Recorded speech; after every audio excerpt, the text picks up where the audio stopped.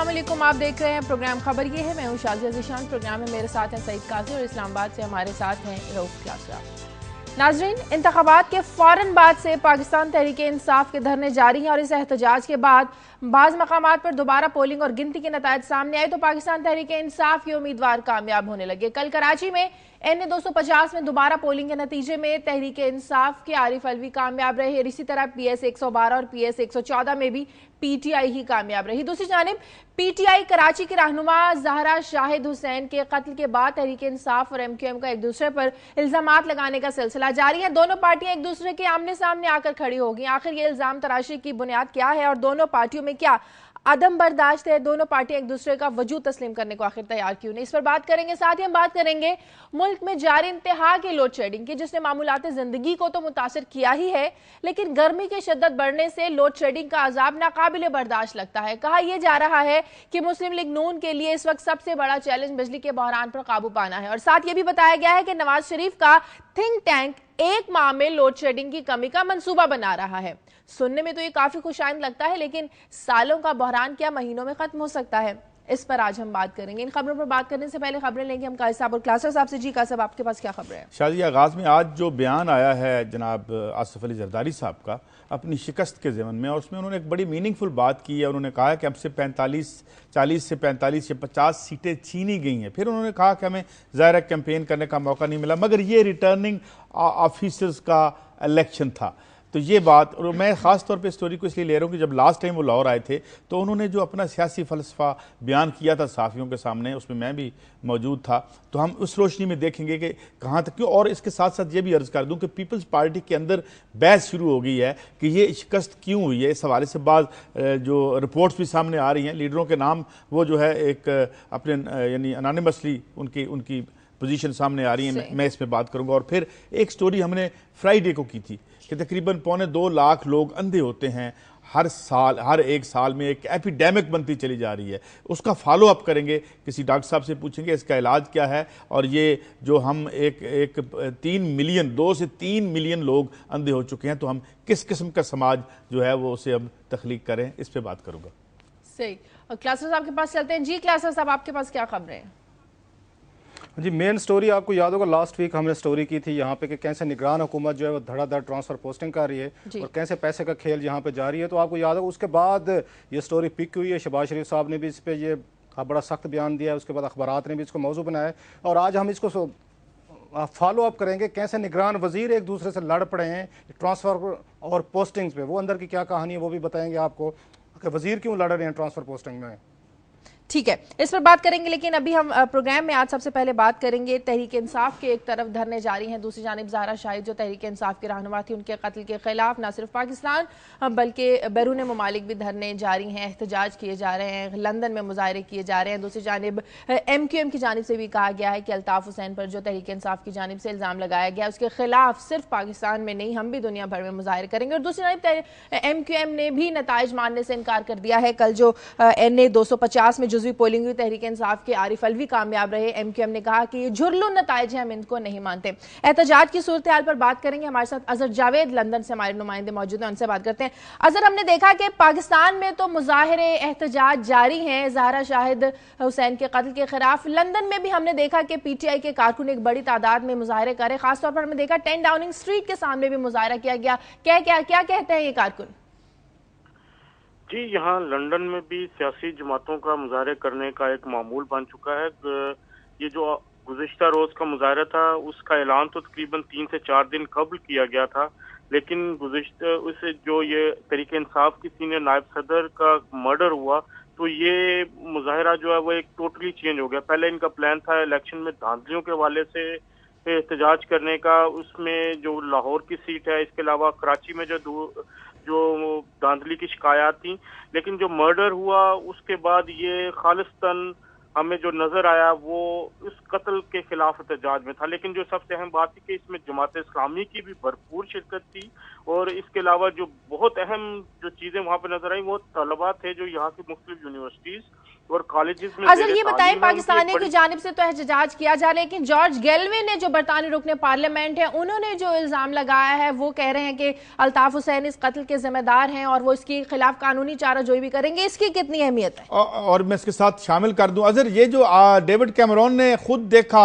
इस प्रोटेस्ट को, जो बताया जा रहा है पाकिस्तानियों का सबसे बड़ा प्रोटेस्ट था, क्या सरकार की जानिब से भी कोई इस सिलसिले में जो है कोई जुम्बिश हो रही है या क्या मामला है?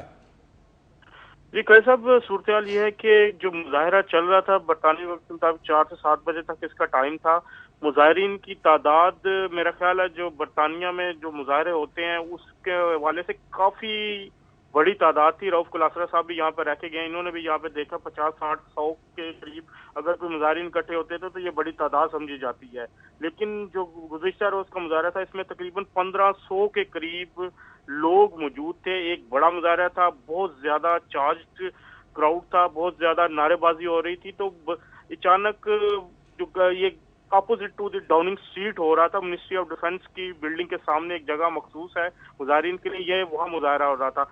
शोर सुन के जो इतलात मिली तो डेविड कैमरून जो डाउनिंग स्ट्रीट का मेन गेट है उस तक वो आए, उनके साथ 4 गार्ड से उन्होंने तकरीबन 3-4 मिनट तक हालात का जायजा लिया, अपने पुलिस के जो ऑफिशियल से उनसे बात की और उसके बाद वो अंदर चले गए। अभी तक कोई ऑफिशियल वर्जन नहीं हमें मिला डाउनिंग स्ट्रीट की तरफ से कि उन्होंने इस पे क्या एक्शन लिए या क्या उनका ये कहना था या क्या वो सोच रहे हैं, लेकिन वो बहरहाल बाहर आए और उन्होंने जायजा लिया। जबकि जॉर्ज गैलोवे की आपने बात की, जॉर्ज गैलोवे ने गुज़िश्ता 1-2 साल में भी इस मामले को पार्लियामेंट में भी उठाया था। जब डॉक्टर इमरान फारूक का मर्डर हुआ था तो उस हवाले से बात हुई थी। उन्होंने ट्वीट की है, उन्होंने अपना बयान जारी किया है कि उन्होंने एमकेएम के हवाले से सख्त बात भी की है। लेकिन यहाँ का जो कानून है ये कानून के मुताबिक तमाम चीजें चलती हैं। अब एमकेएम के कायद अल्ताफ हुसैन के खिलाफ अगर इल्जामात है तो जब तक उनकी क्राउन प्रोसिक्यूशन सर्विस जायजा लेके ये नहीं कहती कि ये वाकई इल्जामात बनते हैं और इनका केस चल सकता है, तब तक बरतानवी हुकूमत या बरतानवी पुलिस किसी किस्म की कोई कार्रवाई नहीं करेगी। लेकिन जो कॉल्स की गई है मेट्रोपॉलिटन पुलिस पे, हजारों की तादाद में लोगों ने बात की है। जी अजहर क्लासरा साहब आपसे बात करना चाह रहे हैं। जी क्लासरा साहब। अजहर, आप क्योंकि माजी में हम दोनों वहीं से ये इकट्ठे लंदन में ये मुजाहरे हम वहाँ पे कवर करते रहे हैं और माजी में ये देखने में है कि पीएमएल नवाज भी बड़ा एक्टिवली जनाब परवेज मुशर्रफ के दौर में एमक्यूएम के खिलाफ मुजाहरे करती रही है। आप क्योंकि ज़ाती तौर पर सबको जानते हैं, मिलना जुलना, आपको लगा है कि पीएमएल नवाज के वर्कर भी इसमें शरीक हुए, चाहे उनकी पार्टी ने कोई उनको कॉल दी है या नहीं दी? नहीं, रऊफ कुलासरा साहब, जो गुज़िश्ता रोज का मुजाहरा था उसमें हमें पीएमएलएन का कोई वर्कर नजर नहीं आया। उसमें हमें पीपल्स पार्टी का कोई वर्कर पीपल्स पार्टी के वर्कर्स हमें जाती हैसियत में नजर आए। बैरिस्टर सिबगतुल्लाह कादरी एक बड़े अहम यहाँ पे बेनजीर भुट्टो के साथ उन्होंने बहुत वक्त गुजारा और उनके एडवाइजर भी रहे, वो मौजूद थे। हबीब जान जो अब आजकल फ्रेंड्स ऑफ लियारी में है, लेकिन उससे पहले वो पीपल्स पार्टी के टिकट होल्डर भी रहे, वो मौजूद थे। इसके अलावा पीपल्स पार्टी के कुछ वर्कर्स हमें वहाँ पे नजर आए, लेकिन पीएमएलएन का कोई वर्कर नहीं था। लेकिन मैं आपको बताता चलूँ, इस मुजाहरे की जो जान थे वो यहाँ पे मौजूद तालबा थे, आप भी यहाँ पे रह के गए हैं। ये जो स्टूडेंट्स थे ये एक जज्बे के तहत आए हुए थे और तरीके इंसाफ या जमात इस्लामी की प्रेजेंस भी काफी थी यहाँ पर। लेकिन जो असल जो यहाँ के मुहर्रिक थे वो जो यहाँ यूनिवर्सिटीज हैं, कॉलेजेस हैं, वहाँ पे जो यहाँ पाकिस्तान से गए हुए लोग जो अभी पढ़ रहे हैं, जो सेटल्ड नहीं है लेकिन जो यहाँ पढ़ने के लिए गए हुए हैं, जिन्होंने वापस पाकिस्तान आना है, वो लोग एक बहुत बड़ी तादाद में मौजूद थे। और वो सारा बरतानवी मीडिया ने कोई इसको कवरेज दी है? अजहर, कोई बरतानवी मीडिया ने आज इसको डेमोन्स्ट्रेशन को अल्ताफ हुसैन के खिलाफ जो कुछ पाकिस्तान में हो रहा है इस पे कवरेज दे रहा है बरतानी मीडिया? जी, आज रऊफ साहब बीबीसी न्यूज ने रात 10 बजे तकरीबन 7.5 मिनट की एक रिपोर्ट जो है खुसूसन इसी हवाले से दी है और उन्होंने बड़ा तफसीली तौर पर 7.5 मिनट, आप खुद समझते हैं कि बीबीसी जैसा चैनल जो है अगर 7.5 मिनट किसी इशू को देता है तो वो एक बहुत बड़ी बात होती है। तकरीबन 7.5 मिनट की ये रिपोर्ट थी। तो इसी इशू के हवाले से मर्डर हुआ तरीके इंसाफ की कायद का जो तरीके साहब किसी ने नायब सदर, उस हवाले से आज के मुजाहरे को भी उन्होंने खास तौर पे कवर किया। खास तौर पे इसकी जो जान बनी वो जमामा खान ने ट्वीट की थी गुज़िश्ता रोज और उन्होंने इस मुजाहरे की हमायत की, तो इस वजह से इंग्लिश मीडिया जो है उसने फॉलो किया। चैनल 4 पे भी आज इसकी रिपोर्टिंग हुई है और तो ये की जा रही है कि अभी कुछ देर में न्यूज़पेपर्स भी आने वाले हैं तो उसमें भी इसको बड़ी जो है वो खबर मिलेगी। लेकिन बात वही आती है कि यहाँ पर जो आला हुकाम है वो परेशान जरूर हैं, क्योंकि जो पब्लिकली तो यहाँ पर आप समझते हैं, आप यहाँ पर देखे गए हैं, पब्लिक ओपिनियन को बहुत ज्यादा ठीक है अजहर, बहुत शुक्रिया आपका। प्रोग्राम में वक्त एक ब्रेक का, ब्रेक के बाद जब वापस आएंगे तो बात करेंगे कि आखिर दोनों जमातें एक दूसरे के खिलाफ इल्जाम तराशी क्यों कर रही हैं और दोनों एक दूसरे का वजूद तस्लीम क्यों नहीं कर रही हैं। एक ब्रेक के बाद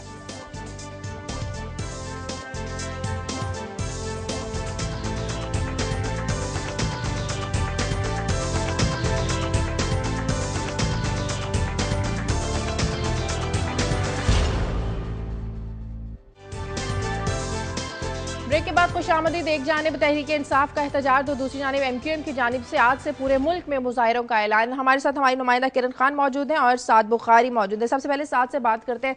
साद, कल इलेक्शंस हुए, तहरीक एक दोबारा से पोलिंग हुई, वहां पर तहरीक इंसाफ के उम्मीदवार NS 250 से आरिफ अलवी कामयाब करार पाए। अब MQM इन नताइज को मानने के लिए तैयार नहीं है। ओवरऑल टर्न आउट क्या कल बहुत ज्यादा कम रहा था?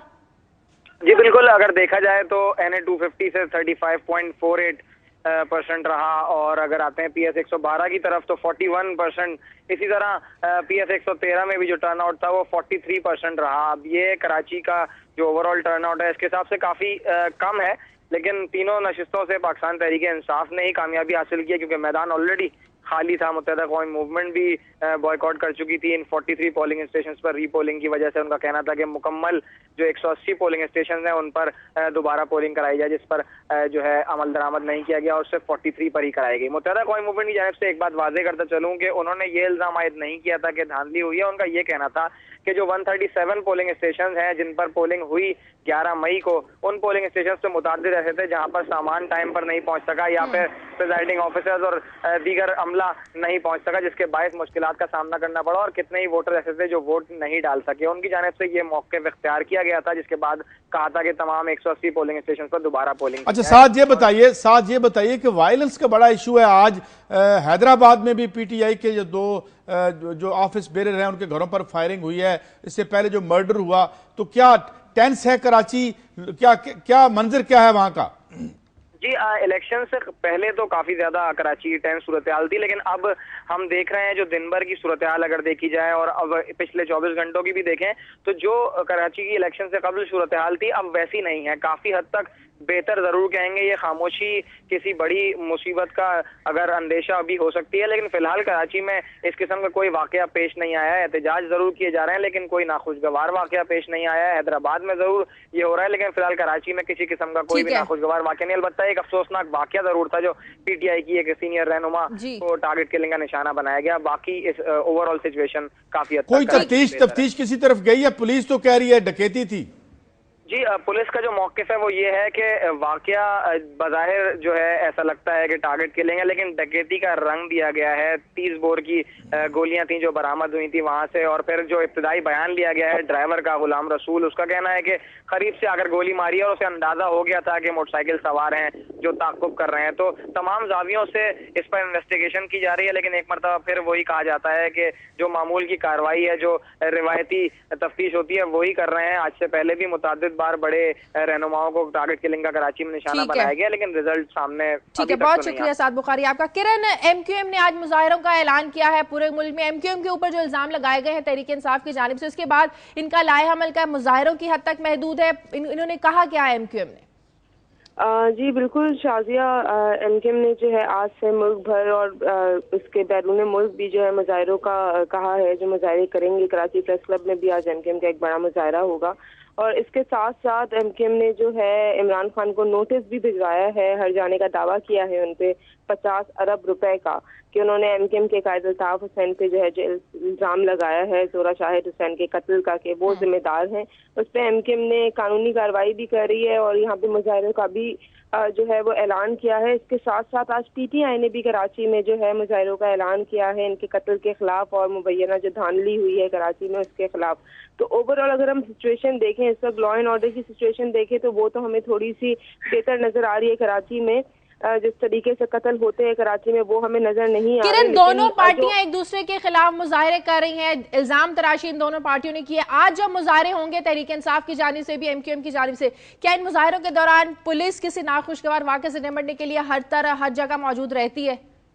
जी बिल्कुल, जो हमने पाकिस्तान तहरीक इंसाफ के मुजाहिरे देखे हैं उसमें हमने रेंजर्स और पुलिस को काफ़ी मुतहरिक देखा है, उनकी सिक्योरिटी भी उनको काफ़ी ज़्यादा प्रोवाइड की गई है, लेकिन ताहम इस किस्म की कोई बात सामने नहीं आई कि कोई पुलिस एक्शन हुआ हो मुजाहिरीन के ऊपर। मुजाहिरे बिल्कुल जारी हैं कराची में, मुख्तलिफ जगहों पे अब तक PTI की जानिब से धरने दिए गए हैं। एक जगह हमने ये भी देखा कि जो 5 स्टार चौरंगी है नॉर्थ नाजाबाद में, जहाँ पे PTI के कारकुनान जो हैं वो मुजाहिरा कर रहे थे मुबैना धांधली के खिलाफ, वहाँ पे MKM के कारकुनान आ गए। अच्छा किरण, ये बताएं तो खुदा न खास्ता कोई ये एहतमाल तो नहीं है कि मुजाहिरीन कहीं आमने सामने हो, वेन्यूज अलग-अलग हैं? वेन्यूज अभी तक तो अलग-अलग हैं, लेकिन समी साहब कुछ कह नहीं सकते, क्योंकि जब मुजाहिरे होते हैं आप सिचुएशन का अंदाजा उस वक्त लगा सकते हैं जब आप चीजों को देख रहे होते हैं। अभी तो वेन्यूज इनके अलग हैं दोनों जमातों के, लेकिन दोनों जमातों का एक साथ मुजाहिरे का ऐलान करना ऑब्वियसली बात है, थोड़ा सा ये पेचीदा कर देता है तमाम सिचुएशन को। जी ठीक है, बहुत शुक्रिया किरण खान आपका। क्लासर साहब, एक तरफ एहतजाज, मुजाहिरे, इल्जाम तराशियां, क्या दोनों पार्टियों में अदम बर्दाश्त है? ये मेरा ख्याल है कि इस पे अगर देखा जाए तो सारी बात वहीं से शुरू हुई है, जब वहाँ DHA के नौजवान बह रहे हैं। उसके बाद अल्ताफ हुसैन साहब ने जो एक जवाबी तकरीर की है जिसमें उनको थ्रेट्स वगैरह दिए, मामला तो मेरा ख्याल है वहाँ से बिगड़ा है, वहाँ से सारी सिचुएशन डेवलप होना शुरू हुई है। इस पूरे तनाज़र में आपको एक बड़ी इंटरेस्टिंग चीज़ नज़र आ रही है, जो मैंने उससे सवाल भी किया था अजहर जवेद से। माजी में हमने ये देखा है कि जो आज ये इमरान खान की सिचुएशन, ये नवाज़ लीग के पास होती थी, चाहे कौमी असम्बली हो, यहाँ पे अगर इनकी लड़ाई होती थी, एक दूसरे पे अगर इल्ज़ामात इन्होंने एक्सचेंज करने होते थे या एक दूसरे को ब्लेम करना था, तो भी ये नवाज़ लीग और MQM करती थी। कराची की हद तक भी देखा, हमने लंदन में भी देखा, वहाँ मुजाहरे करते थे जब यहाँ जना मुशर्रफ के साथ MQM थी। अब वो रोल ऑटोमेटिक अचानक या बगैर किसी उसके नवाज शरीफ साहब ये पीछे हट गए। और आपने अजहर जवेद साहब को सुना होगा कि आपको एक भी वहाँ पे नवाज लीग का बंदा नजर नहीं है, जिससे ये लगता है कि नवाज शरीफ साहब एक और मोड में चले गए हैं। इमरान खान साहब आज जो नवाज शरीफ साहब का मोड था, या PML नवाज की जो स्ट्रेटजी रही है पिछले 10 सालों में, हमने देखे कि MQM को टारगेट करके रखें और इस बुनियाद पे लोगों को आप अपने गिर्द इकट्ठा करें, वो स्ट्रेटजी अब इमरान खान साहब ने ले लिए। और इमरान खान साहब ने जिस तरह का बयान उन्होंने जारी किया, सख्त बयान जारी किया है, और डायरेक्ट उन्होंने अल्ताफ हुसैन साहब पे इल्ज़ाम लगाया है कि वो हमारे लीडर के कत्ल में मुलविस हैं। ऑफकोर्स उससे टेम्परेचर बढ़ा है, हालांकि बात वही हो रही है, टिट फॉर टैट हो रही है। और जो प्रॉब्लम मुझे लग रहा है कि अल्ताफ हुसैन साहब की जो तकरीर थी वो बड़ी मीनिंगफुल तकरीर थी, और आज के न्यूज़पेपर ने भी रिपोर्ट किया कि उनकी तकरीर के बाद उनकी प्रेस कॉन्फ्रेंस जो कल वहाँ पे लीडरों ने की है, उनके वर्कर्स ने भी मैन हैंडल किया है अपने बहुत सारे लीडर्स को। अल्ताफ हुसैन साहब का ये कहना मुझे अकेले छोड़ दिया गया है, राब्ता कमेटी खामोश है, मेरे साथ नहीं खड़ी हुई, ये बड़ी मीनिंगफुल ये चीज़ें। और इस पर अखबारात में डिफरेंट किस्म के तबसरे भी आ रहे हैं। अच्छा क्लासर साहब ये बताइए क्लासर साहब ये बताइए कि क्या ये इंडिकेट करता है कि कोई dissent within the party भी है? एक क्राइसिस तो है, क्राइसिस तो 18 सीटें तो जीत ली उन्होंने, लेकिन कुछ दिनों से हमें ऐसे वाकयात नजर आते हैं जैसे वर्कर्स नाराज थे राब्ता कमेटी से, और फिर अल्ताफ हुसैन साहब खुद भी राब्ता कमेटी से नाराज थे। तो क्या ये कोई इशारे हैं अंदर की पोलराइजेशन के?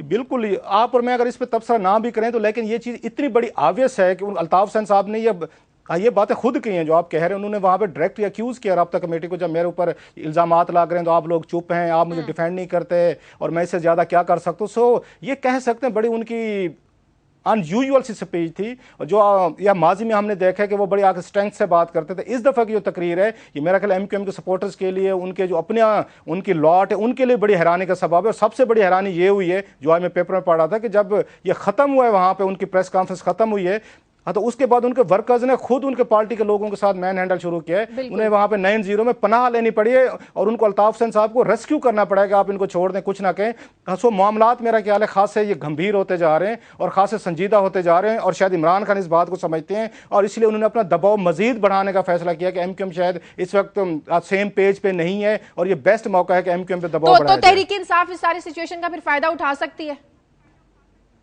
जी बिल्कुल, और हम देख रहे हैं कराची में जिस तरह माजी में हम ये देखते रहे, वहाँ पे पख्तून थे, पंजाबी थे, सराइकी थे, या इवन हमने सिंधी देखा कि वो अलायंस करके इलेक्शन भी लड़ते रहे और दूसरी तरफ भी उनका वहां लड़ाई झगड़े चलते रहे। लेकिन एक बात जो आपने कही है, एक जो बात आपने PMLN की कही है, तो एक तो हम देखते हैं कि वोट भी गेन कर रही है PTI, और PTI और दीगर पार्टियों की निस्बत कराची में जो अपोजिशन है वो या अपोजिशन माइंडेड लोग हैं वो अब PTI के पीछे इकट्ठे होते नजर आते हैं, क्योंकि वो टेक ऑन कर रहे हैं शायद स्टेटस को।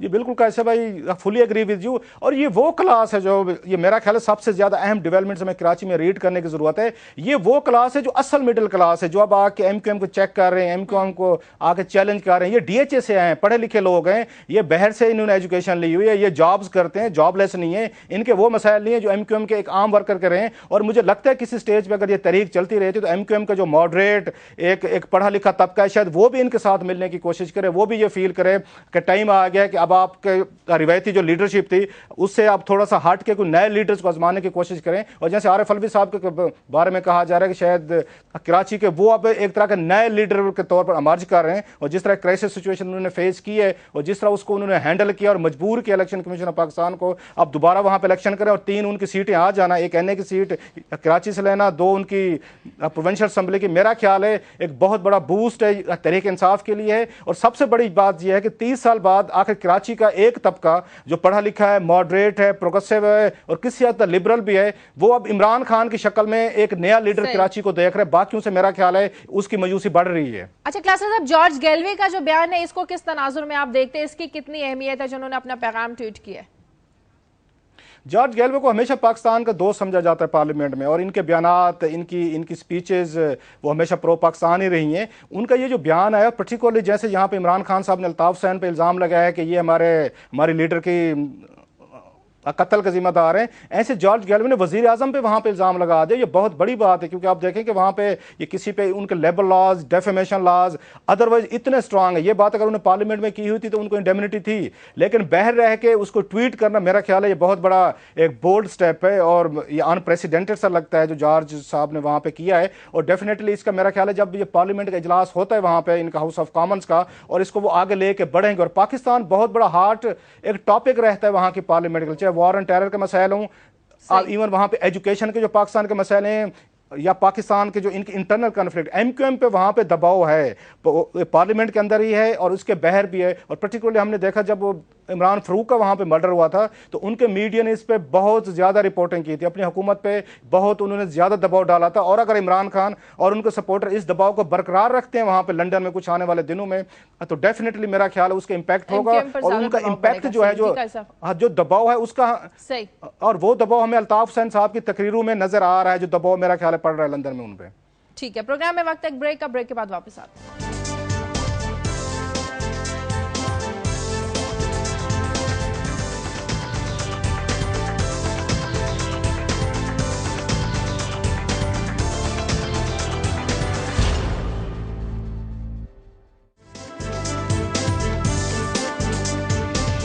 खुशामदीद, हरीपुर से कॉलर है आसिफ। हेलो। अस्सलाम वालेकुम। जी वालेकुम सलाम। अच्छा, मैंने बात करनी थी, मैं हरीपुर से बात कर रहा हूँ, मैं एज एन स्टूडेंट हूँ। जी जी बोलिए। एंकर पर्सन का ये काम होता है ना कि ये जो जिस तरह अफसर और ये साथ जो दूसरे, मैं तकरीबन 7-8 महीने से कॉल का मिला रहा हूँ, कभी कॉल मिलती नहीं, अगर मिलती है तो आपके प्रोग्राम का ही टाइम खत्म हो जाता है। जी जी बोलिए। मौका मिला है आपको? हाँ, बड़ी मुश्किल से मिला है। तो इस तरह के ये जो सारा है ये तकरीबन किसी एक पार्टी का वो लेके वो बात करना शुरू कर देते हैं ना। एंकर पर्सन का ये काम होता है कि हर पार्टी के ऊपर उसमें अच्छाई है तो अच्छाई को भी बयान करे और उसमें बुराई है तो बुराई को भी बयान करे। कोई पार्टी ऐसी नहीं है जिसमें जो हम कहेंगे 100 बंदे 100% वो परफेक्ट है ना। हर पार्टी में अच्छे बंदे भी होते हैं, बुरे बंदे। आपका कोई स्पेसिफिक क्वेश्चन है तो बोलिए। ये जस्ट मैं इनसे ये कहना चाह रहा हूँ, ये राव साहब ये दूसरी ये जस्ट सिर्फ नून लीग की क्यों तनकीद करते हैं, बाकी इनको पीपल पार्टी या दूसरी पार्टियां नहीं नजर आती। बहुत शुक्रिया। उनका कहने का मतलब है कि एंकर सिर्फ नून लीग पर ही तनकीद क्यों करते हैं, बाकी पार्टीज क्यों नजर नहीं आती है। मेरे ख्याल में पीपल्स पार्टी पे उसके अपने दौर में जितनी तनकीद हुई बहुत ज्यादा उन पे तनकीद भी नहीं हुई। बिल्कुल। और बहरहाल उनकी एक राय है उसका। चलिए बात करते हैं मुल्क में जारी इंतहा की जो लोड शेडिंग है जिसने लोगों के मामूलात जिंदगी, लोगों का जीना मुहाल करके रख दिया है। पिछले कुछ दिनों से मुल्क भर में लोड शेडिंग 18 से 22 घंटों तक पहुंच गई है। मियां शाहिद हमारे साथ हमारी लाइन पर मौजूद है, उनसे बात करते हैं। मियां शाहिद, पिछले 2 दिनों के दौरान हमने देखा कुछ पावर स्टेशन बंद रहे, कुछ पावर स्टेशन ऐसे थे जो सलाहियत से कम बिजली पैदा कर रहे थे। कहा यह जा रहा है कि जो वजारत पेट्रोलियम है वो फर्नेस ऑयल की फराहमी में मदद नहीं कर रही है, वो ताउन नहीं कर रही है। हकीकत क्या है? शाजिया, ये मसला तो शुरू से ही था, गुज़श्ता हुकूमत में भी था, लेकिन निगरान हुकूमत में जो सबसे बड़ी चंबे की बात ये हुई है कि इस वक्त जितने भी पावर सेक्टर के शोबे हैं उनको कोई माहिर या टेक्निकल जो सरबराह है वो नहीं चला रहा। वजारत के जॉइंट सेक्रेटरी जो है उनके हवाले कर दिए गए हैं, जिससे सारी की सारी बदनज़मी जो है वो पैदा हुई है। क्योंकि 3-4 दिन पहले वजीर पानी बिजली ने एक छापा मारा था एनपीसीसी पर, तो वहां पर 20 ग्रिड स्टेशन जो है वो बंद पाए गए और गैर एलानिया लोड शेडिंग जो थी वो जारी थी। हालांकि वजीर पानी बिजली ने ये वाज़ेह तौर पर कहा हुआ है कि कोई शेड्यूल जारी किया जाए। फर्नेस ऑयल की जो मसला है वो अपनी जगह है, क्योंकि सर्कुलर डेट जो है वो बहुत ज्यादा है। अच्छा, शायद ये बताइए, मैं आपकी स्टोरी पे ही आपसे बात करना चाहता हूँ। एक तो आप ये आपने बताया है कि कोई 87% इजाफी रकम इन्होंने वसूल की हमसे, और ये कोर्ट्स ने दे रखा था इस पे हमें फ्यूल एडजस्टमेंट की मद में, और ये पैसे फिर डिस्कोस की जो नाअहली है वो भी सामने आ रही है। खुद वजीर साहब ने फरमा दिया जी I am sorry we don't have money. तो ये क्या लग रहा है आपको, और ये इस तरह लगता है जैसे पूरा एक सेक्टर बैठ रहा है, ये तासुर दुरुस्त है? जी बिल्कुल, ये तासर दुरुस्त है। पैसे जो रिकवरी है उसमें कमी नहीं है। अगर आप नेपरा की रिपोर्ट्स पे जाएं तो 95% जो है वो रिकवरी होती है डिस्कोस से, लेकिन वो रिकवरी कहाँ जाती है ये पता नहीं चल रहा, और वो लीकेज कहाँ पे है आज तक ये पकड़ी नहीं जा सकी। और 400 अरब रुपया जो है वो उसी तरह मौजूद है जो 2008 में उस वक्त मौजूद था। शायद ये बताइए ये इतनी पुरस्कार लीकेज क्यों है? ये क्या मामला है? क्यों नजर हमें कुछ जादू है, क्या है सब? जी हाँ, जो फ्यूल एडजस्टमेंट प्राइस की मद में जो वसूलियां की जाती है, काजी साहब ने बताया 87%, ये रकम कहाँ जाती है? 80 अरब रुपए आज तक वसूल किए जा चुके हैं, और दिसंबर 2008 से ये फ्यूल एडजस्टमेंट जो है वो ली जा रही है। 8 महीने की फ्यूल एडजस्टमेंट अभी तक रहती है, लेकिन ये पैसे कहाँ जाते हैं आज तक किसी ने ना तो जवाब दिया, ना ही किसी भी इजलास में जब ये सवाल पूछा गया कि फ्यूल एडजस्टमेंट है क्या, ना ही उसके मुतालिक बताया गया। और यही बताया गया है कि हमें सिर्फ ये टैक्स जो है वो लगा दिया गया है और हमने वसूल करना है। वो कहाँ जा रहे हैं? अच्छा, ये बताइए आपने लिखा है बिजली के सार्फिन से पैदावारी लागत भी ली जाने लगी, यानी क्या 2 दफा वसूल कर रहे हैं हमसे? जी देखें, एक तो हम बिलों पर बिजली की कीमत देते हैं जो फी यूनिट कीमत है, और उस पर वो पहले दी जाती थी और यही कीमत ली जाती थी। लेकिन उसके बाद जो पैदावारी लागत है, जैसे फर्नेस ऑयल से जैसे बिजली बनती है और 22 रुपए फी यूनिट बनती है, या गैस से 5 रुपए फी यूनिट बनती है, तो वो 5 रुपए जो फ्यूल कंपोनेंट है वो भी सार्फिन से लिया जा रहा है। और वो जो ये ईसीसी का डिसीजन है, और उसके बाद ये तकरीबन 5 साल इसको वसूल किया जा रहा है। और ये जो है पैदावारी लागत जितनी भी आती है, लेकिन इसमें सबसे बड़ी जो बात हैरानगी की बात है कि जो ईरान से बिजली इंपोर्ट होती है उसका कंपोनेंट भी इसमें डाल दिया जाता है। अच्छा, मियां शाहिद ये बताएं कि फौरी तौर पर लोड शेडिंग खत्म तो नहीं की जा सकती, इसको कम करने के लिए प्रायोरिटी पर क्या काम करने होंगे? क्योंकि मुस्लिम लीग नवाज का जो थिंक टैंक है वो इस तरह की मंसूबाबंदी कर रहा है कि 1 महीने के अंदर अंदर खत्म तो नहीं हो सकती, एटलीस्ट कम किया जा सके। शाजिया, जो हमारी बात माहिरीन से होती है वो ये कहते हैं कि 48 घंटे में 2000 मेगावाट बिजली जो है वो रिस्टोर हो सकती है, क्योंकि अगर जेनकोस को जो ऑयल मिलता है फर्नेस ऑयल वो खालस दे दिया जाए और उनकी रिहेबिलिटेशन कर दी जाए, और वो इतना बड़ा काम नहीं है, उनके सिर्फ सफाई करनी है जो उनके नहीं हो सकी। अच्छा, ये बताइए कि ये जो अब बिल आएगा जिसमें 5.5 रुपए ये पिछले 8 महीनों के इन्होंने डाल दिए हैं, आपको मियां शायद याद होगा यहाँ तो मुजाहरे शुरू हो गए थे, तो ये बिल इस दफा जो लोग एक्सपेक्ट करें इसका मतलब है वो कमर तोड़ देने वाला होगा। इस्लामाबाद हाई कोर्ट ने इसमें जो है वो इसको रोक दिया है, हुक्म तनाही जारी कर दिया है। ये बिल जो आने थे इसमें ये पैसे आने थे, लेकिन परसों इस्लामाबाद हाई कोर्ट की तरफ से एक हुक्म तनाही जारी हो गया है और रोक दिया है अदालत ने कि जब तक इस केस का फैसला नहीं होता उस वक्त तक इसकी वसूली ना की जाए। ठीक है, बहुत शुक्रिया मियां शाहिद आपका। मैं सोच रहा था कि क्लासर साहब इस्लामाबाद में बैठे हुए हैं, हुजूर ये क्या मामला है, क्या ये कोई ऐसी पुरस्कार सी कहानी है, पता नहीं चलता पैसे आ रहे हैं कहाँ जा रहे हैं, जाती कोई आपकी जो इन्वेस्टिगेशन है वो कुछ बताएगी अवाम को और हमारे नाजरीन को? ये बड़ा अहम सवाल है। मैं बल्कि मियाँ साहब से पूछने वाला था कि वो जो कह रहे थे कि पुरसरारियत है और पता नहीं चल रहा ये पैसे किधर जा रहे हैं, ये कोई इतना बड़ा कोई इसमें पुरसरारियत हरगिज़ इन्वॉल्व नहीं है। 2-3 किस्म के काम हो रहे हैं, जो माजी में जनाब मुशर्रफ के दौर में हुआ है और पीपल्स पार्टी ने भी अपने दौर में किया है, कि जो पैसा इकट्ठा होता है अब आपसे ना, इससे ये कंज्यूमर है ये बिजली के नाम पे, वो बिजली के अखराजात के लिए वो अदा नहीं किया जाता, उनको डाइवर्ट कर दिया जाता है कुछ और इश्यूज़ के लिए, कुछ और आपके प्रोजेक्ट्स हैं, अपनी प्रायोरिटीज़ हैं, या कुछ और आपके खर्चे हैं जो आप नहीं दिखाना चाहते, जो बजट में नहीं है। पैसा इमीडिएटली जो पाकिस्तान का रेवेन्यू आता है वो 2-4 आपके रेवेन्यूज़ बढ़े जिनको फौरी तौर पर आप उनकी प्राइसेस बढ़ा के पैसा इकट्ठा कर सकते हैं। पेट्रोल की कीमतें कर सकते हैं, डीजल है, गैस है, बिजली, ये 4-5 बड़ी मद्दें हैं जिनमें कैश मिलता है आपको, और ये हुकूमतें जितनी भी आती हैं सारा इन्हीं को इस्तेमाल करती रहती हैं। एक चीज़ तो ये है, और दूसरा ये करते रहे हैं कि आपके बहुत सारे एरियाज़ हैं, और ये सुई गैस में आया है। पिछली हुकूमत ने जो राजा परवेज अशरफ साहब की थी, इन्होंने 30 बिलियन रुपीस के करीब ये ट्रांसफर करके गए, जो जुलाई से वो बिल भी आना है। वो एरिया बलूचिस्तान के जहां पे ट्रबल है, आप नहीं जा सकते, गैस मीटर नहीं लगे हुए, उन्हें डायरेक्ट वहां पे गैस वगैरह उन्होंने कुछ इंतजाम किए, उनका बिल हो गया। आपके केपीके के बहुत सारे इलाके हैं जहां पे गैस की आपको रिकवरीज नहीं होती। ये टोटल मिला के कुछ 30 अरब रुपए के करीब एक फिगर बनता है। जो पिछली हुकूमत का क्या मामला है? डिफरेंशियल प्राइसेस हैं, इसके बाद गैस में के जो कीमत है उसमें भी गवर्नमेंट सब्सिडी डिस्कोज को दे रही है। और ये मैं बाहर गार्जियन की स्टोरी पढ़ रहा था कि जो सब्सिडी है वो है स्टेक होल्डर्स को मिल रही है, आवाम को नहीं मिल रही। इधर भी कुछ अब वो खत्म करने की भी बात कर रहे हैं सब्सिडी। हाँ, शायद कोई इस पे ये सब्सिडी, ये अगेन ये जो सब्सिडी है ये आवाम तक नहीं पहुंचती, चाहे आप वापडा दे रहा हो चाहे गैस में दे रहा हूं। जैसे मैंने कहा, पाकिस्तान के बहुत सारे हिस्से हैं जहां पे गैस और बिजली के बिल ये वसूल नहीं किए जाते। वो कंपनीज कहती है कि हमारी तरफ से तो ये जनरेशन जा रही है, आपने आईपीपीएस को बिल देने हैं, आप उनको पेमेंट करनी है। वो जो डिफरेंस आता है जितना बिलियंस ऑफ रुपीज का होता है, ये हर दफा ये ईसीसी में लेके जाती है, आपकी वजारत वापडा लेके जाती है या वजारत गैस लेके जाती है, और बाकायदा उनसे फैसले कराए जाते हैं कि हमने पूरे पाकिस्तान के लोग जो हैं उन पे ये बिल डालना है। इस वक्त जो सबसे ज्यादा बिलिंग हो रही है वो पंजाब और सिंध के लोगों पे हो रही है, इस्लामाबाद वगैरह पे हो रही है। आपके केपीके के बहुत सारे बड़े एरियाज हैं जो बिल नहीं देते, फाटा नहीं देता, ऐसे बलोचिस्तान, ये बाकायदा डॉक्यूमेंट्स हैं। चोरी भी तो एक अहम फैक्टर है इसमें। एक तो लाइन लॉसेज होते हैं, वो एक तो आपका तो बिजली चोरी है साहब। अगर आप बिल नहीं दे रहे तो मेरा मतलब आप बिजली चोरी कर रहे हैं।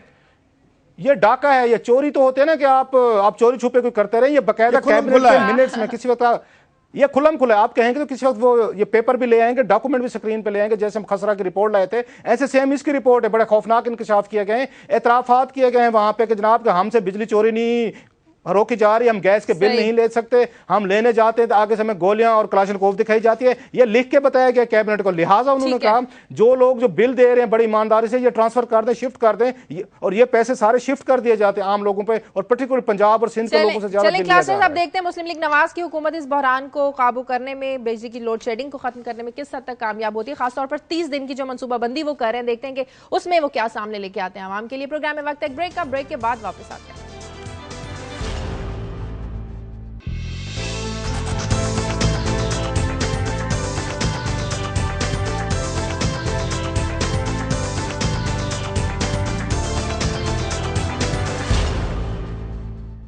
ब्रेक के बाद खुशामदीद का सब आपकी खबरों की तरफ आता है। शाजिया, मैं आगाज में बात करूंगा, सदर आसिफ अली जरदारी लाहौर में हैं और उन्होंने एक मीडिया एसोसिएशन से गुफ्तगू किया और उसमें उन्होंने बड़ी दिलचस्प इशारे दिए। खुल के बात तो नहीं की उन्होंने, मगर बैन-उस-सतूर जो उन्होंने कहा है वो बड़ा इंपॉर्टेंट है। उनका कहना है कि जी ये 40 से 45 सीटें जो हैं पीपल्स पार्टी से छीनी गई हैं या उसे महरूम रखा गया है। और फिर साथ उन्होंने एक और बड़ी इंटरेस्टिंग बात कही कि ये जो एक इलेक्शन है ये रिटर्निंग ऑफिसर्स का इलेक्शन मुझे था। भी मिले, मैं भी सदर और चूंकि फिर उन्होंने इस बात का भी बरबला जार किया क्योंकि उन पे चूंकि ये एक लगा दी गई थी पाबंदी कि भाई वो नहीं कर सकते, तो ये सारी बातें उन्होंने की हैं। मगर इसके साथ साथ जो रिपोर्ट्स और आनी शुरू हुई हैं, पीपल्स पार्टी के अंदर एक बैच शुरू होगी। एक बैच ये शुरू होगी है कि रोटी कपड़ा और मकान जो है नारा अपनी अहमियत खो चुका है और दिस एंड दैट, ये बातें अब लोग कर रहे हैं। मगर बात यह कि लास्ट टाइम जब जरदारी साहब तशरीफ लाए थे लाहौर में, तो मैं उस मीटिंग में मैंने पहले भी इसको कोट किया है कि उनका यह कहना था इलेक्टेबल्स पे बात हो रही थी। तो मैं समझता हूं कि जो ये डिफीट है, इसे अगर वो इसका एनालिसिस करना चाहते हैं तो उस फलसफे को गौर करें जिससे उन्होंने डिविएट किया है। लोग रोटी कपड़ा और मकान की जरूरत से बेनियाज नहीं हुए, इस नारे की एम्प्टीनेस से बेजार होके लोगों ने पनिश किया है।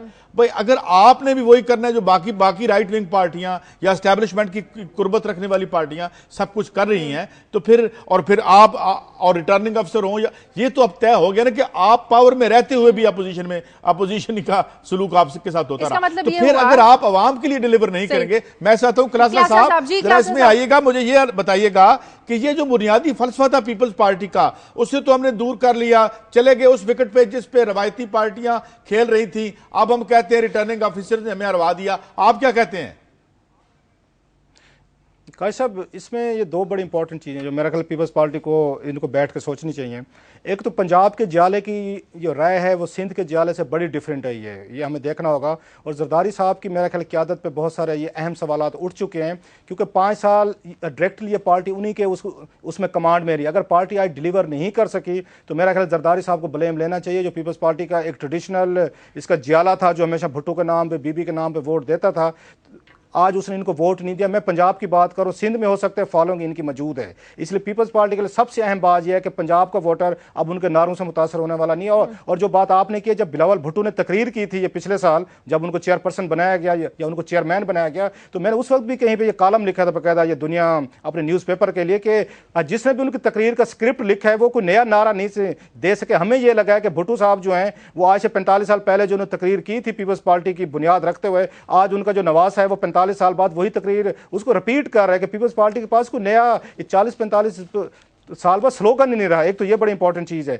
दूसरी चीज जो आप बात कर रहे हैं रिटर्निंग ऑफिसर की, वो जरदारी साहब का एक बहुत बड़ा मैंने खेज किस्म का बयान है। और ये ध्यान में रखें, इसका क्या मतलब है? वही मैं ऐसी पे आ रहा हूं कि अगेन इसमें 3-4 चीजें मुझे नजर आ रही हैं जरदारी साहब के बयान में। ये तो पीपल्स पार्टी का एक पहला बहुत बड़ा एक ऑफिशियल में रिएक्शन कहूंगा, छोटे मोटे लेवल पे तो उनका आता रहा जी कि हमने एक्सेप्ट कर लिया, धांधली हुई हम सिस्टम को। ये जरदारी साहब का ये बयान देना बड़ा मैंने खेज है, ये कोई आम चीज नहीं है। और ये जहन में रखें जरदारी साहब पे इस वक्त बैन लग चुका है कि आप अवान सदर में बैठते हुए या सदर की हैसियत से कोई सियासी बयान नहीं दे सकते। ये तो उन्होंने बराह रास्त अगर देखा जाए, ये रिटर्निंग ऑफिसर कौन थे? ये जजेस थे, ये जुडिशरी थी, ये डिस्ट्रिक्ट ये एडमिनिस्ट्रेशन नहीं थी, DCAC नहीं थे। ये उन्होंने एक तरह का मैं समझता हूं कि जुडिशरी पे एक अटैक किया है बड़ा वाज़े तौर पर कि ये इलेक्शन आपने करवाए थे, आपने कहा था हम बड़े फेयर फ्री इलेक्शन देंगे, आपके सामने है जो रिजल्ट है। पीपल्स पार्टी भी रो रही है, ANP अलहदा कह रहे हैं, इमरान खान साहब ये सड़कों पे MQM अलहदा एहतजाज कर रही है। सो ये उनका टांट है, मेरा ख्याल है बड़ा सीरियस। तो क्या साहब इसका मतलब ये हुआ कि जरदारी साहब अपनी नाकामी की वजह है वो पाकिस्तान पीपल्स पार्टी की कारकर्दगी की नाकामी को नहीं समझते, उन्होंने सारा मलबा रिटर्निंग ऑफिसर्स पर डाल दिया? वो जरदारी साहब की जो कैलकुलेशन थी वो ये थी कि सिंध से 30 सीटें लेंगे ये, उसके बाद उनके जहन में था कि 20-25 सीटें हम सराइकी इलाकों से लेंगे, सराइकी सूबे के नाम पे, और फिर समझते थे सेंट्रल जो पंजाब 100 सीटें हैं इनकी, तो उसमें से 15-20 हमें भी मिल जाएंगी। इमरान फैक्टर हो, जो भी फैक्टर हो जो उनके जहन में था कि शायद हाँ एक से ज्यादा उम्मीदवार वाले हैं, उनकी जो कैलकुलेशन थी बाकायदा कंफर्म कर सकते हो 70 से लेके 80 तक थी। इसलिए वो ठीक कह रहे हैं, जब वो अपनी कैलकुलेशन को सामने रखते हैं उन्हें ठीक लगता है कि मेरी यहां से 30-35 सीटें चोरी हो गई हैं। चोरी का इल्जाम अब उन्होंने बराह रास्त मैं समझता हूं खुलकर उन्होंने रिटर्निंग ऑफिसर पर जाया ये डाला है और जुडिशरी पे डाला है उन्होंने। और ये वो जो बात कह रहे हैं कि अगर मुझे इसी तरह का रिटर्निंग ऑफिसर मिल गए तो मैं दोबारा आगे सदर का इलेक्शन ये मैं लड़ूंगा, तो मेरा ख्याल है बहुत बड़ा taunt election commission of Pakistan के लिए भी है और पाकिस्तान की उस जुडिशरी के लिए जिसने ये दावा किया था, वादा किया था कि हम आपको फ्री फेयर हम इलेक्शन देंगे, जो उसमें नाकाम रही है वो। अच्छा, आखिरी सवाल इस हवाले से फिर आपकी स्टोरी की तरफ चलते हैं, वो बड़ी दिलचस्प होगी। ये बताइए कि कलासरा साहब थोड़ी सी इस पे भी तो बात कर लें। इस पार्टी ने बड़े वादे किए थे, पहली बड़ी पॉलिटिकल पार्टी है जो पॉलिटिकल प्रोसेस में बनी थी, अंग्रेजों ने नहीं बनाई थी या खुदा ना खास्ता इधर कहीं एस्टेब्लिशमेंट ने नहीं बनाई थी। तो नजरिए से जो डिविएशन है इसको क्यों नहीं नाकामी की जिम्मेदारी का एक बड़ा फैक्टर समझा जाता? काजी साहब बड़ा मुश्किल होता है अपनी गलतियों को मानना, और पर्टिकुलरली जब आप 5 साल इस मुल्क के आप इसके हुक्मरान रहे हैं। और मुझे याद है उस वक्त भी हमारी बातचीत होती थी, गिलान साहब नहीं मानते थे कि हमारी हुकूमत में करप्शन हो रही है, उसके बाद राजा साहब तो बिल्कुल नहीं मानते थे, फरिश्ते थे वो। हुआ ये है जो डॉक्ट्रिन चेंज किया जरदारी साहब ने, और इन्हें ब्लेम लेना चाहिए जरदारी साहब को रादर दैन वो इधर उधर के बहाने ढूंढने के, कि उन्होंने ये पीपल्स पार्टी में एक नया कल्चर दिया है। जो उनके जहन में था वो ये समझते थे अगर नवाज शरीफ साहब का मुकाबला करना है आपने पॉलिटिक्स में तो बगैर पैसे से नहीं हो सकता। ये हाँ बीबी को मशवरे देते थे। और अच्छी बात यह है जब उनको मौका मिला है उनने से डॉक्ट्रिन पे पूरी तरह अमल किया है।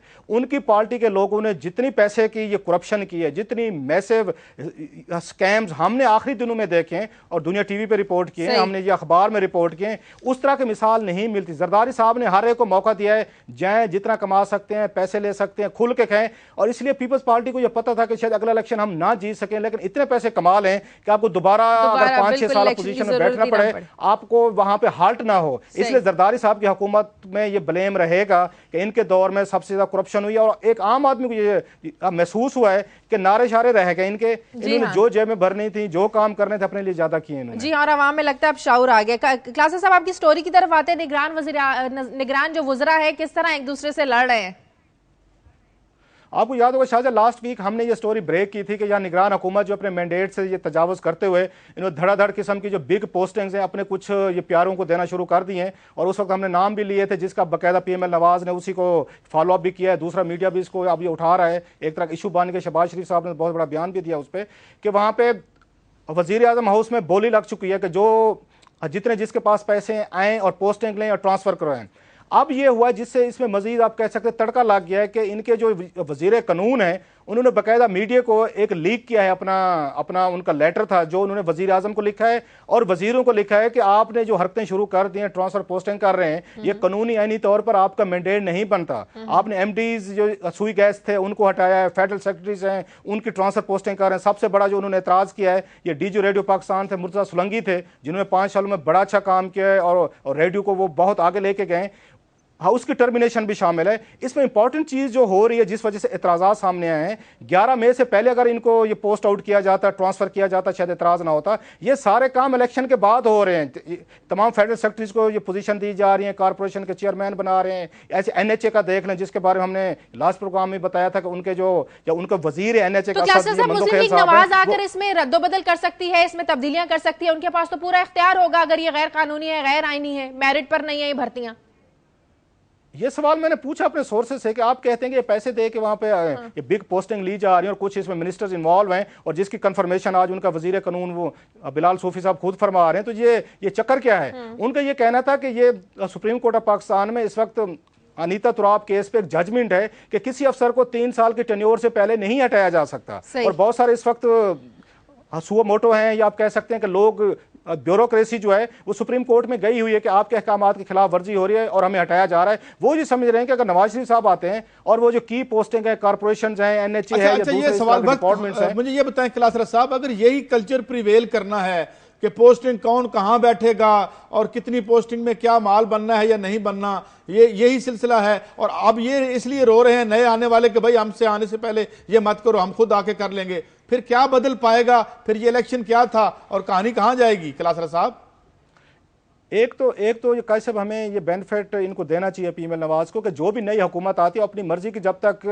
वो नहीं लाएगी, ब्यूरोक्रेसी नहीं लाएगी, मर्जी के लोग अपॉइंटमेंट नहीं करेगी, अपने एजेंडे पे नहीं चल सकती। दैट्स ऑब्वियस, अंडरस्टैंडेबल कि जो टॉप पे बंदा आता है अपनी मर्जी के बंदे लाना चाहता है। हाँ, ये जरूर होता है उसमें कवानीन को कितना फॉलो किया गया है, मेरिट पे कोई आता है नहीं आता। इन पॉलिटिकल हुकूमतों पे सबसे बड़ा जो इल्ज़ाम लगता है, शिकायत है कि ये अपने फेवरेट्स लेके आते हैं, अपने ये यारों दोस्तों को नवाजते हैं, अपने जो वफादार हैं उनको नवाजते हैं। और जिस वजह से पाकिस्तानी ब्यूरोक्रेसी का भी फाल हुआ है, ये पोलिटिसाइज हुई है, लोग सारा दिन और अभी से ब्यूरोक्रेसी ने लॉबिंग शुरू कर दिया कि आपने नवाज लीग के जो इनके टॉप के लोग हैं उनको अप्रोच कर रहे हैं कि किसने फेडरल सेक्रेटरी लगना है, किसने किसके साथ लगना है। बहुत सारे ऐसे ब्यूरोक्रेट जो माजी में किसी के साथ स्टाफ ऑफिसर रहे हैं, उनके PS रहे हैं, वो कोशिशें कर रहे हैं कि दोबारा वजीरों से राब्ते किए जाएं और वो पोटेंशियल वजीर जो नवाज लीग में हो सकते हैं। ये बहुत बड़ा एक आप कह सकते हैं खेल है। जब भी कोई नई हुकूमत आती है, हाँ, उसमें कुछ और लोग शामिल हो जाते हैं, पिछली हुकूमत है वो अपनी एफर्ट्स कर रहे होते हैं। ये ब्यूरोक्रेसी का इस्लामाबाद में इंटरेस्टिंग खेल है जो एक नए सिरे से 5 साल बाद हमें एक तरह का दोबारा देखने को मिलेगा, नजर आ रहा है। लेकिन इसमें तड़का जो लगा है वो वजीर आजम हाउस खोसों ने लगा है।